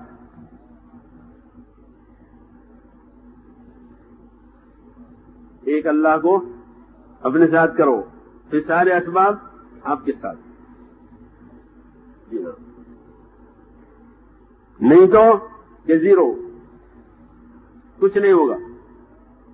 ما اغنی عنہ مالہ وما کسب، یہ فرمایا ما اغنی عنہ مالہ وما کسب، کہ ابو جہل کو اس کے مالداری نے، اس کی کمائی نے کوئی فائدہ نہیں دیا. زیرو ہے. کیوں کہ اللہ نے فائدے کا ارادہ نہیں کیا تو سڑ کے ہلاک ہو گیا. تو جیسے انفرادی حالت خراب ہوئی، ایسے ہی میرے دوستو جو لوگ اجتماعی طور پر اللہ کی نافرمانیاں کریں گے ان کی اجتماعی حالت بھی خراب ہو جائے. ہمارا تو ایمان ہے کہ بنانے والا اور بگاڑنے والا ایک اللہ، لا الہ الا اللہ. ہمارا پہلا سبق ہے یہ سبق ہماری زندگی میں آوے اور ہم اس کو لے کر دنیا میں جامیں تو ساری دنیا کے انسانوں کو انشاءاللہ تسلی ہو جائے گی کہ بہت آسان راستہ بتا دیا کہ ایک اللہ سے سب کچھ ہوتا ہے، غیر سے کچھ نہیں ہوتا. یا صاحب السجن ارباب متفرقون خیر ام اللہ الواحد القہار. یوسف علیہ السلام جیل میں ہیں. کہاں ہیں؟ جیل میں ڈالے گئے. اور جیل میں کسی گناہ کی وجہ سے نہیں بھیجے گئے تھے. حکومت نے اپنی پوزیشن سنبھالنے کے لیے جیل میں ڈالا کہ ہم بدنام نہ ہو، یہ بدنام ہو. ہاں یہ ڈالا اندر جیل میں. تو اللہ کے نبی اپنا کام ہر جگہ کرتے ہیں. محل میں رہیں تو اللہ کا کام کریں، جیل میں رہیں تو جی ہاں جہاں رکھو اللہ کام کریں گے کیونکہ اللہ کام کے لیے ہے. وہ ایسے مسلمان ہر جگہ اللہ کا کام کرے. جی ہاں کہیں بھی رکھے اس کو وہ خدا کام کرے گا. تو جیل میں اللہ کا کام کر رہے ہیں. جیل میں دو ساتھی اور تھے، وہ بھی کسی سرکاری گناہ میں آئے تھے. ابھی اس میں ہم ان سے بات کر رہے ہیں کہ دیکھو ہمارا خاندان نبوت کا خاندان ہے. کیا کہہ رہے ہیں؟ اپنی پہچان کرا رہے ہیں کہ ہم کون ہیں، کہ ہم نبوت کے خاندان سے تعلق رکھتے ہیں. ہمارے باپ ابراہیم ہیں اور ہمارے باپ اسحاق ہیں اور ہمارے باپ یعقوب ہیں، انبیاء کرام. ان سے ہمارا تعلق ہے اور ہم ایک اللہ کے ماننے کی دعوت دیتے ہیں کہ عبادت کے لائق ایک اللہ ہے اور کام بنانے والا ایک اللہ، حیات موت دینے والا ایک ہے. یہ ہماری دعوت ہے. اور تم سوچو، ان سے کہہ رہے ہیں تم سوچو کہ الگ الگ پروردگار بناؤ یہ اچھا ہے کہ ایک اللہ کو اپنا پروردگار مانو وہ اچھا. الگ الگ پروردگار بناؤ تو کتنوں کی سنو گے، کتنوں کی تابعداری کرو گے اور کب تک کرو گے. اور اگر ایک ہی اللہ پروردگار ہے اس کی تابعداری کرنی ہے تو کتنا آسان کام ہے.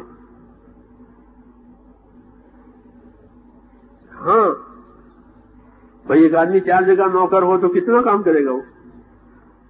تو بھائی اس کا بھی ہے، اس کا بھی ہے، اس کا بھی ہے، ہو سکے کام پریشان ہو جائے گا.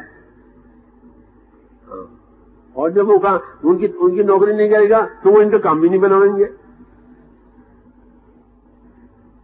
اور سیدھا ہے کہ ایک کا ہی نوکر ہے، کون ہے کہ میرا سیٹ ہی ہے، ان کا میں ہوں بس ایک، تو وہ ان کے کام کو دیکھے گا اور یہ اس کے کام کو دیکھے گا. تو یہ دعوت دے رہے ہیں یوسف علیہ السلام کہ چند پروردگار بناؤ یہ اچھا، یہ ایک پروردگار بناؤ یہ اچھا. ایک ہی پروردگار بناؤ اور وہ بھی قدرت والا پروردگار جو کسی کا محتاج نہیں ہے. یہ نبی کی دعوت ہوتی ہے میرے دوستوں کہ ہمارا تو ایک پروردگار ہے، وہ ہمیں پالتا ہے. اس نے ہماری پرورش کے لیے سارے اسباب بنائے. اسباب پرورش کے لیے، اسباب نہیں پالیں گے، اللہ ہم کو پالیں گے. اس نے اپنا نام رب رکھا ہے کہ میں ہوں رب. ذالکم اللہ ربکم فاعبدوہ، یہ ہے تمہارا پروردگار اللہ، اس کی عبادت کرو. تو ہمارا پروردگار تو ایک اللہ ہے، وہی ہمیں پالنے والا، وہ ہمارا کام بنانے والا، اس کی قدرت سے ہم کامیاب بنیں گے. ہاں کوئی سبب دنیا کا ہمیں کامیاب نہیں کر سکتا اگر اللہ نہ چاہے. تو اللہ کی قدرت کو ساتھ کرنے کے لیے کیا راستہ ہے؟ تو میرے دوستو اللہ تعالیٰ کی قدرت کو ساتھ کرنے کے لیے محمد الرسول اللہ. اب آئی بات اصلی کہ قدرت سے فائدہ اٹھانے کا راستہ وہ کیا ہے؟ محمد الرسول اللہ. اللہ نے حضرت محمد صلی اللہ علیہ وسلم کو دنیا میں بھیجا ہے تاکہ بندوں کو اللہ کا تعارف کراوے کہ اللہ کون ہے، اس نے کیا ذمہ داری دی ہے. تو حضرت محمد صلی اللہ علیہ وسلم نے اللہ کا تعارف کرایا کہ دیکھو اللہ نے سب چیزیں اپنی قدرت سے بنائی اور اپنی قدرت سے وہ حالات بنانے والا ہے. اور اے بندو تمہیں کیا کرنا ہے کہ تمہیں حکموں والی زندگی بنانی ہے. یہ اصلی بات آئی ہے. اس کو دعوت کہتے ہیں. کیا کہتے ہیں؟ حضرت محمد صلی اللہ علیہ وسلم نے بندوں کو اللہ سے جوڑنے کی محنت کی اور اللہ کے احسانات ان کو بتائے تاکہ وہ اللہ کی طرف آئیں. ہاں تو محمد صلی اللہ علیہ وسلم کی دعوت ہے. کیا دعوت ہے؟ کہ بندوں کا جوڑ اللہ سے ہو جاوے عبادت کے راستے سے. اس راستے سے ہاں کہ ایمان یقین بناوے اور اپنے آپ کو اللہ کا بندہ بناوے. عبادت کہتے ہیں صحیح یقین کے ساتھ جان مال کو صحیح استعمال کرنا، اس کا نام عبادت. صحیح یقین کے ساتھ اپنی جان مال کو صحیح استعمال کرنا، اس کا نام عبادت. اور ہم عبادت کے لیے پیدا ہوئے ہیں. یقین بنانا اور یقین بنا کر عبادت کرنا. عبادت میں سب سے پہلا رکن جو ہے وہ نماز ہے. وہ کیا ہے؟ نماز پہلا رکن ہے. ہاں عبادت والی زندگی بنانے کے لیے پہلا رکن نماز، پہلا ستون ہے وہ عمارت کا. ایاک نعبد و ایاک نستعین، اے اللہ ہم آپ ہی کی عبادت کریں گے اور آپ سے ہی مدد لیں گے. جتنا یہ رکن وزندار ہے اتنا ہم مسلمانوں نے اس کو ہلکا سمجھا ہے. یہ ظلم ہے. یہ کیا ہے؟ یہ ظلم. کہ نماز کو اللہ نے سب سے زیادہ وزنی بنایا، دینداری قائم ہونے کے لیے اس کو ایک ستون و پلر ٹھہرایا کہ بغیر پلر کے کوئی عمارت کھڑی نہیں ہوتی ہے. تو بغیر نماز کے کوئی دینداری قائم نہیں ہوگی. اس لیے بے دینی ہو رہی ہے اور حالات بگڑ رہے ہیں. اور دین پر آنے کے لیے مولانا محمد یوسف صاحب رحمۃ اللہ علیہ فرماتے تھے کہ لوگوں کی زندگیوں میں دین عبادت کے راستے سے داخل ہوگا اور معاملات کے راستے سے نکل جائے گا. عبادت کے راستے سے داخل ہوگا. اگر دیندار بننا ہے تو کلمہ ہے نمازی بنو. کیا بنو؟ کلمہ ہے آپ کے پاس کہ ہے ہم کلمے والے ہیں، لا الہ الا اللہ محمد رسول اللہ، کہ اب نمازی بنو. کیسے نمازی بنو؟ کہ نماز بھی اپنی نماز بناؤ، دوسروں کی نمازی بننے کی محنت کرو. یہ نمازی بننے کا مطلب ہے اپنی نماز بنا لو اور دوسروں کی نماز بننے کے لیے محنت کرو. تو فرمایا لوگوں کی زندگی میں دین عبادت کے راستے سے آئے گا اور معاملات کے راستے سے نکل جائے گا. جب ان کے معاملات نکل جائیں گے حلال حرام کی انہیں پرواہ نہیں ہوگی کہ یہ بے دین بن جائیں گے. ہاں اس لیے ایمان اور دین بنانے کے لیے کلمہ نماز کی بنیادیں ہیں. کس کی بنیادیں ہیں؟ کہ مسلمان کلمہ نماز لے کر کے پھرے. کلمے والا یقین بناوے نماز والی زندگی بناوے. کلمے والا یقین بناوے نماز والی زندگی بناوے. نماز پوری زندگی پر اثر ڈالنے والی عبادت ہے. جیسے روشنی ہوتی ہے روشنی، تو روشنی پورے گھر پر اثر ڈالتی ہے. آپ نے کھڑکی کھول دی، دروازہ کھول دیا، پورے گھر میں روشنی ہو گئی. آپ نے کھٹکا کھول دیا، پورے گھر میں روشنی ہو گئی. ہاں اب اندھیرا نہیں ہے، روشنی آ گئی. رسول اللہ صلی اللہ علیہ وسلم فرماتے ہیں کہ نماز نور ہے. کیا ہے؟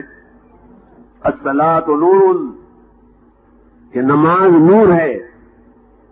اس لیے جو آدمی اپنی زندگی کو نورانی بنانا چاہے وہ نماز سے بناوے. کلمہ نماز بنیاد ہے. اس کو لوگ بہت سادہ سمجھتے ہیں مگر یہ بنیادیں ہیں کہ مسلمان کلمے والا ہو گیا کہ مسلمان نماز والا ہو گیا کہ اس کی زندگی صاف ستھری ہو گئی. کیونکہ کلمہ نماز جب صحیح ہوا علم و ذکر کے ذریعے سے تو اخلاق صحیح ہو جائیں گے. کیا صحیح ہو جائیں گے؟ اب یہ سچا ہوگا. کیا ہوگا؟ سچا ہوگا، انصاف کرنے والا ہوگا، دوسروں کو فائدہ پہنچانے والا ہوگا. ہاں یہ کلمہ نماز کے صحیح ہونے سے یہ بات بنتی ہے. ہم اس بات کو اللہ کرے جانیں اور اس کو اپنی زندگی میں لاویں تو ہم ساری دنیا کے لیے رحمت بن جائیں گے. کیا بن جائیں گے؟ اللہ کے بندے بنیں گے اور ساری دنیا کے لیے رحمت بنیں گے. ہاں کلمہ نماز کی محنت ہے تبلیغ. کس کی محنت ہے؟ ہاں یہ بڑا بننے کی محنت نہیں ہے، عہدہ لینے کی محنت نہیں ہے، مالدار بننے کی محنت نہیں ہے. ہاں یہ تو بندہ بننے کی محنت ہے. کیا بننے؟ کہ اللہ کے بندے بنو. جب اللہ کے بندے بنیں گے نا تب اللہ تعالیٰ مددگار بنے گا ان کا. اور یہ اللہ کے مخالف ہیں کہ پھر کچھ نہیں ہونے کا. حضرت محمد صلی اللہ علیہ وسلم نے اللہ کا کام کیا بندہ بن کر. واشہد ان محمدا عبدہ ورسولہ. کلمے میں ہم یہ کہتے ہیں کہ میں گواہی دیتا ہوں کہ محمد اللہ کے بندے اور رسول ہیں. تو حضور صلی اللہ علیہ وسلم بندہ بن کے کام کیا، بڑا بن کے کام نہیں کیا. سمجھ بات آ رہی ہے؟ تو ہماری محنت کی بنیاد ہے کلمہ نماز. کلمے کی محنت اور نماز والی زندگی. نماز کا اثر آنکھوں پر پڑے گا، کانوں پر پڑے گا، زبان پر پڑے گا کہ تمام برائیاں زندگی کی نماز نکال دے گی. کیا کر دے گی؟ تمام برائیاں زندگی کی اگر نکالنی ہے تو اس کا علاج ہے نماز. ایک دوا ہے ہمارے پاس. جی ہاں دوا بالکل تیر بہدف اسے کہتے ہیں. اس لیے ہمارے پاس کلمے کی محنت ہے، نماز کی دعوت ہے.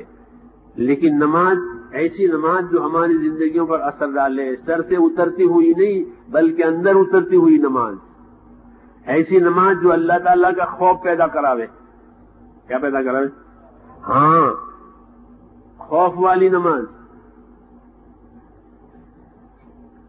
اب تو بے فکری کی نماز ہے کہ نہیں، اللہ کا خوف والی نماز. کہ دیکھو پھر وہ زندگیوں کو بدلتی ہے. اور نماز کے دو بڑے اثر ہیں. بتایا ایک اثر نماز کا یہ ہے کہ وہ زندگیوں کے بگاڑ کو دور کرے گی، بے حیائیوں کو، برائیوں کو یہ ختم کرے گی. اور دوسرا اثر نماز کا یہ ہے کہ وہ روزی کی برکتوں کو کھینچ کے لاوے گی. کیا کرے گی؟ روزی کی برکتوں کو کھینچ کے لاوے گی. لوگ روزی کے لیے پریشان ہیں. کس کے لیے پریشان ہیں؟ ہاں روزیوں کے لیے پریشان. اور ان کو یہ کام دیا ہے کہ یہ نماز اپنے صحیح بناوے تو اخلاق اور ارزاق، یعنی ان کے اخلاق اور ان کی روزیاں کہ اس کا مسئلہ حل ہو جائے گا. بری طرح ہمارے ساتھیوں نے ایک دفعہ گشت کیا ایک ملک میں، اور ایک آدمی کو لے آئے تو اس نے عشاء کی نماز پڑھی، اور عشاء کی نماز پڑھ کہنے لگا کہ اللہ اکبر، آج میں نے 10 برس کے بعد نماز پڑھی ہے. سوچو کتنے جمعہ گئے، کتنی عیدیں گئی، کتنے فرض غائب ہوئے، 10 برس تک نماز نصیب نہیں ہے، تو کیسے زندگی بنے گی اب؟ اس لیے ہماری محنت ہے میرے دوستو، کلمہ کی دعوت، کلمے کی محنت، نماز کی دعوت، نماز کی محنت، تاکہ اللہ تعالیٰ سے ہمارا صحیح جوڑ ہو جاوے، اور نماز کے ذریعے سے ہماری زندگی محمد صلی اللہ علیہ وسلم کے طریقوں والی بنے. نماز میں اول سے آخر تک محمد صلی اللہ علیہ وسلم کے طریقے ہیں کہ ہاتھ کیسے اٹھاؤ گے، ہاتھ کیسے باندھو گے، رکوع کیسے کرو گے، سجدہ کیسے کرو گے، پاؤں کے پنجے کیسے رکھو گے، ہاں پاؤں کے پنجے نماز میں کیسے رہیں گے یہ بتائیں گے.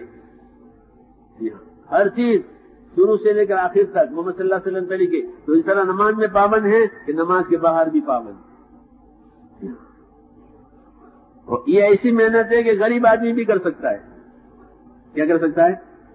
کلمہ نماز لے کر پھرو اور اپنے بھائیوں کو کلمہ نماز والی زندگی کی دعوت دو. کلمہ نماز لے کر پھرو، اپنے بھائیوں کو کلمہ نماز والی زندگی کی دعوت دو کہ وہ بھی کلمہ نماز والے بنے. دکان میں ہے تو دکان کلمہ نماز والی ہو جائے گی. کیا ہو جائے گی؟ یعنی ایمان والی، عبادت والی نماز، ایمان عبادت والی دکان. ہاں یہ ہر چیز میں روشنی پہنچ جائے گی. ایک محنت دی ہے میرے دوستوں، بہت سیدھی صاف، اور یہ امت تو ہے اس محنت کے لیے. اللہ تعالیٰ نے محمد صلی اللہ علیہ وسلم کی امت کو اس لیے بنایا کہ وہ کلمے والی زندگی سیکھے اور سکھاوے، اور نماز والا مزاج، عبادت والا مزاج بنے اور بناوے. پھر جہاں جہاں اللہ کے بندے ہیں، اللہ کی عبادت والے ہیں، کاروبار میں بیٹھے ہیں تو بندے ہیں، کیونکہ نماز اس کو بندہ بناوے گی. ہر چیز میں بندہ یہ یعنی پابند. تو یہ امت میرے دوستوں اسی لیے نکالی گئی ہے، اسی لیے اللہ تعالیٰ نے اس امت کو وجود دیا ہے دنیا میں. یہ کھانے کمانے والی امت نہیں ہے، بلکہ یہ تو کھلانے والی امت ہے. کون سی امت ہے؟ ہمارا کام تو کھلانا تھا. حضور صلی اللہ علیہ وسلم نے مدینے تشریف لے گئے نا، تو مدینے والوں کو ہدایت دی کہ دیکھو آپس میں ایک دوسرے کو سلام کثرت سے کرو، سلام کو پھیلاؤ، اور دیکھو کھانا کھلاؤ. کیا فرمایا؟ کھانا بیچو. یوں کہا سب لوگ کھانا بیچتے. وہ مسلمانوں کو کیا سکھایا تھا؟ کہ کھانا کھلاؤ، ہاں، اور اپنے تعلقات کو صحیح کرو، کیونکہ دشمنیاں ہو گئی، ناراضگیاں ہو گئی، تعلقات بگڑ گئے. کوئی پوچھتا نہیں کسی کو کہ ایسا نہ کرو، اپنے تعلقات صحیح کرو. ہاں کھانا کھلاؤ، تعلقات صحیح کرو. ہاں اور پچھلی راتوں میں اٹھ کر اللہ نمازیں پڑھو. پچھلی راتوں میں اٹھ کر جب لوگ سو رہے ہوں تو فرمایا کہ پھر اللہ کی جنت میں سلامتی کے ساتھ پہنچ جاؤ گے. تو ہم کو تو کھلانے والا بنایا تھا کہ ہم کسی کا کھائیں گے کہ نہیں، لوگ ہمارا کھائیں گے. کہ کیوں؟ کہ ہمیں اللہ نے یہ راستہ بتایا کہ تم کھلاؤ، کہ تم اللہ تعالیٰ کے نام پر خرچ کرو، اللہ تمہارے اوپر خرچ کرے گا. تم لاک نہ کرو، اللہ لاک کر دے گا. حدیث میں ہے لاک کر کے بیٹھے ہو کہ اللہ تعالیٰ بھی لاک کر دیں گے، اور خرچ کر رہے ہو کہ اللہ تمہیں اور دیں گے. انفق ينفق علیک. روزانہ 2 فرشتے دعا مانگتے ہیں سورج جب نکلتا ہے تو. ایک فرشتے کی دعا یہ ہوتی ہے کہ اللہ جو تیرے نام کام پر لگائے تو اس پر اور لگا، تو اس کو اور دے. اور دوسرا کہتا ہے کہ اللہ جو روک کر کے بیٹھا ہے اے اللہ اس پر بربادی ڈال دے. مسلم شریف کی روایت ہے، روز 2 فرشتوں کی دعا ہوتی ہے، وظیفہ ہے ان کا. یہ سورج نکلے اس وقت دعا مانگ رہے ہیں کہ اللہ جو تیرے نام اور کام پر لگانے والے ہیں ان کو اور دے. تو ہم تو خدا کے دین پر اپنی جان مال لگانے والے، کلمہ نماز کو زندہ کرنے والے، اس لیے اللہ ہمیں دیتا رہے گا اور ہم اللہ کے بندوں کو کھلاتے رہیں گے. ہمارا کام ہے. ہر نبی کھلانے والا، ہر نبی کھلانے والا. ہاں انصار نے دین قبول کیا اور لوگ مدینے پہنچے تو انہوں نے اپنا کھانا ان کو نہیں بیچا یا ان کے ذریعے سے اپنا کاروبار نہیں بڑھایا، بلکہ حضور مغرب سے پہلے مغرب وقت پوچھتے تھے بھائی یہ مجمع مسجد میں ہے کون کھلائے گا؟ تو کوئی کہے میرے ساتھ 10 کر دیجئے. باہر سے لوگ دین سیکھنے آتے تھے نا, تو ان کو کون کھلائے گا بھائی کہ میرے ساتھ 10 کر دیجئے, میرے ساتھ 5 کر دیجئے. سعد بن عبادہ کا میرے ساتھ 80 کر دیجئے. ہاں, وہ 80 آدمی کو کھانا کھلانے لے جا رہے ہیں, یہ 5 کو لے جا رہے ہیں, یہ 10 کو لے جا رہے ہیں, حضور صلی اللہ علیہ وسلم اپنے گھر لے جا رہے ہیں. ہم تو کھلانے والے, ہم احسان کرنے والے, ہم دعوت دینے والے, یہ ہمارا مزاج. اس لیے اللہ پاک نے عزت دی تھی. کیا دیا تھا؟ ہاں, کیونکہ جو لوگ اپنا اور خدا کا معاملہ صحیح کریں گے, اللہ ان کا اور مخلوق کا معاملہ صحیح کریں گے. ہاں, تو ہمارا تو کام ہے میرے دوستوں کہ کلمے کی محنت, نماز کی محنت, اس پر جان مال لگانا. جب ہم اس پر جان مال لگائیں گے, یوں کہیں جب مسلمان اپنے اسباب کو دین پر لگاوے گا تو دین کی برکتیں اللہ ان کے اسباب میں دے گا, اور جب یہ اپنے اسباب کو فضولیات پر لگاوے گا تو ان کے اسباب کی برکتیں خدا چھین لے گا. ان کے اسباب ان کے لیے بوجھ بن جائیں گے. ہاں, برکت چھینی جاتی ہے, اسباب نہیں چھینتا اللہ. اللہ زمین نہیں کھینچ لیتا کسی کے ہاتھ میں سے, لیکن زمین کی برکتیں کھینچ لے گا. اب زمین بوجھ بنی ہوئی ہے. تجارت نہیں چھینتا اللہ, بلکہ کیا چھین لیتے ہیں؟ برکت چھین لی. اب تجارت بوجھ بنی ہوئی ہے, تجارت قرض بنی ہوئی ہے. اس طرح ہر شکل کو دیکھ لو. ایمان والے کو حق تعالی شانہ دنیا کی برکتیں دیتے ہیں, موت کے بعد بدلہ دیتے ہیں. اس کے دو انعام ہیں. کیا ہیں اس کے؟ 2 انعام, کہ دنیا میں ان کو برکتیں دیں گے, موت کے بعد بدلہ دیں گے. ان کے 2 انعام. اور جب یہ اپنے جان مال کو غلط رخ پر لگاویں کہ بھائی نہیں کہ دنیا کی برکتیں تو ہے ہی نہیں, الجھنیں کھڑی ہو جائے گی. کیا کھڑی ہو جائے گی؟ ان کے اسباب میں الجھنیں کھڑی ہوگی. کوئی علاج نہیں ہے اس کا سوائے اس کے کہ اپنے دین پر آویں. وہ علاج ہے اس کا. سمجھ میں آئی دوستو؟ یہ اللہ کے قاعدے ضابطے ہیں. اس لیے ہمیں اپنے قاعدے ضابطے پر آنا ہے کہ ہم کلمے والے ہیں, ہم نماز والے ہیں. ہم کلمہ نماز والی ایسی محنت کریں گے کہ دنیا میں اللہ تعالیٰ کی بندگی اور عبادت زندہ ہو جائے. ہمارے گھروں میں, ہماری مسجدوں میں, ہمارے ماحول میں بندگی والا ماحول, گندگی والا ماحول نہیں. ہاں, بندگی والا ماحول, کہ ہمارے بچے بھی سنت پر عمل کریں, ہماری بیویاں بھی سنت پر عمل کریں. ہاں, کیوں جب گھروں میں دینی ماحول ہوگا تو بچے دین گھروں سے ہی سیکھیں گے. جیسے بچے گھروں سے اب فضولیات سیکھتے ہیں. کیا سیکھتے ہیں؟ فضولیات. ہاں, وہ گھروں سے ان کو ملتا ہے. کیوں کہ گھروں میں یہ چیزیں داخل ہو گئی. ورنہ ہمارا تو ہر گھر کہ مسجد کی مثال. کس کی مثال؟ کہ مسجد میں کیا ہوگا کہ خیر ہی خیر ہو مسجد میں, تو ایسے گھر. اور ہمارا بازار کہ مسجد کی مثال. سیدنا علی کرم اللہ وجہ فرماتے تھے کہ سوق المؤمنین کا مسلحہم, کہ مسلمانوں کے بازار تو ایسے ہوتے ہیں جیسے ان کی عبادت کی جگہ ہوتی ہے. عبادت کی جگہ میں کوئی جھوٹ بولتا ہے؟ اب آپ یہاں بیٹھے ہیں, عبادت کی جگہ ہے, کوئی جھوٹ بولے گا یہاں؟ کوئی غلط کام کرے گا؟ نہیں کر سکتا. تو فرمایا مسلمانوں کے بازار کیسے ہوتے ہیں کہ جیسے ان کی عبادت کی جگہ ہوتی ہے. مسجد عبادت کی جگہ, عیدگاہ عبادت کی جگہ, یہاں غلط کام نہیں ہونے کا. کہ بازار میں بھی غلط کام نہیں ہونے کا. ہمارا اللہ ایک ہی ہے, یہاں بھی وہاں بھی. ہم یہاں بھی اللہ کے بندے عبادت کی جگہ پر, وہاں بھی اللہ کے بندے. ہاں, یہ ہمارا مزاج ہے, ایمانی مزاج کہلاتا ہے کہ ہم ہر جگہ ایمان والے. گھروں میں بھی, یہ گھروں میں بھی ایمان والے. صحابی چھوٹا موٹا گھر بناتے تھے کبھی تو حضور سے درخواست کرتے, یا رسول اللہ ایک چھوٹا سا گھر بنایا ہے, ہماری درخواست ہے کہ آپ ہمارے گھر آویں, 2 رکعت نماز پڑھ دیں ہمارے گھر میں. کیا پڑھ دیں؟ ہاں. تو حضور فرماتے کل انشاءاللہ آ جاؤں گا, کل تشریف لے جاتے. فرماتے ہاں بھائی کہاں پڑھوں نماز؟ یا رسول اللہ اس کونے میں پڑھ دیجیے. اب آپ نے وہاں 2 رکعت پڑھی, ہو گئی برکت. اب اس کونے کو کیا بنائیں گے کہ یہ کونا اب گھر کی مسجد بن گیا. کیا بن گیا؟ یہ کونا گھر کی مسجد. یعنی اب گھر میں جو عبادت ہوگی وہ یہاں ہوگی.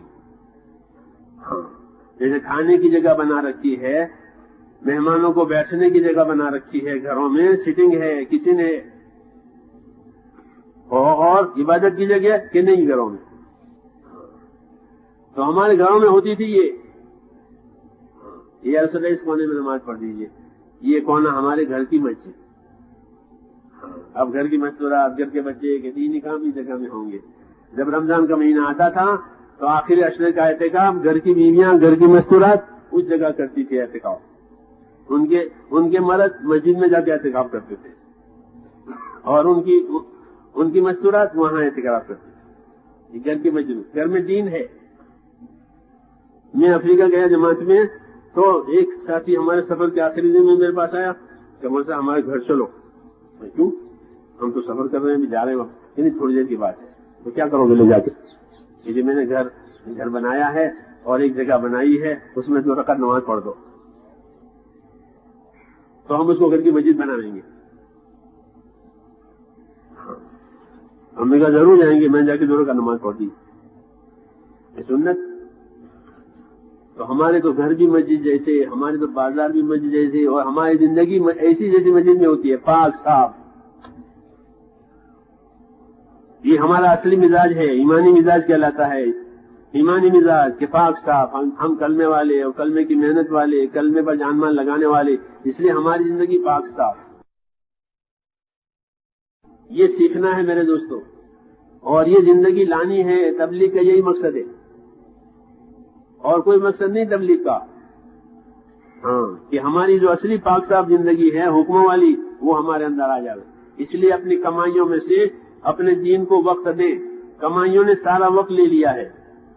نہ دین سیکھنے کا وقت ہے، نہ سننے کا وقت ہے، نہ عمل کرنے کا وقت ہے. تو یہ ظلم ہے. یہ زندگی اللہ نے حکموں کے لیے دی تھی اور وہ کمائیوں پر چلی گئی.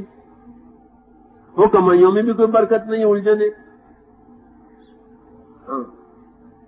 اس لیے اپنی کمائیوں میں سے دین کو وقت دینا ہے، اور دین کو وقت دے کر اس مبارک محنت کو اپنی زندگی میں لانا ہے.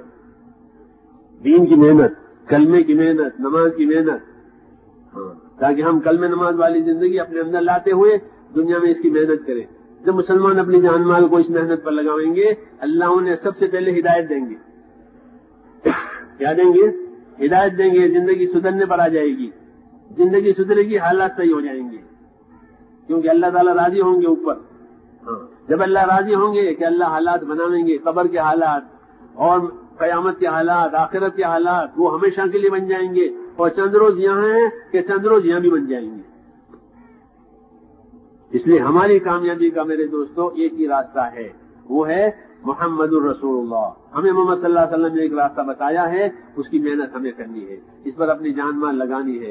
اس میں اگر کبھی نقصان بھی نظر آئے تو وہ نقصان نہیں ہے، وہ تو ہماری قربانی ہے کہ ہم نے جان مال دین کے لیے لگایا.